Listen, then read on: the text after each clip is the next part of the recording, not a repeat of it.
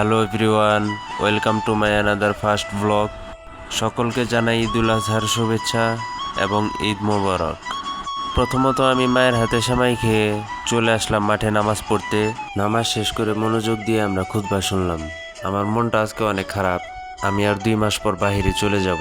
এই ঈদটা বাংলাদেশে আমার শেষ ঈদ, তাই মনটা একটু খারাপ।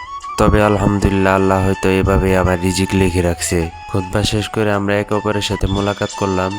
তারপর গরুটাকে আমরা নিয়ে গেলাম মাঠে, যেখানে আর কি আমরা গরুটাকে জবাই করব। আমাদের গরু নিয়ে যাওয়ার সময় দেখি সামনে আমাদের চাস্তো কাকাদের গরু ফালানো হয়েছে। তো সেটা দেখে আমরা আমাদের গরুর কাছে চলে আসলাম। আগে গরুটা সুন্দর করে পা বাঁধতে হবে এবং মোটা দড়ি দিয়ে বাঁধতে হবে, যাতে করে দড়িটা ছিঁড়ে না যায়। এরপর আমাদের সিস্টেমে গরুটাকে ফালাইলাম। এরপর গরুর 2 পা ভালোভাবে বাঁধতে হবে, যাতে করে না ছুটে যায়। গরুটা হাটে থেকে আনার পর থেকে আমি এই গরুটাকে লালন পালন করছি। তো এই গরুটার জন্য আমার অনেক মায়া হচ্ছে। তো কি আর করার, আল্লাহর জন্য কষ্টটা মেনে নিতে হবে।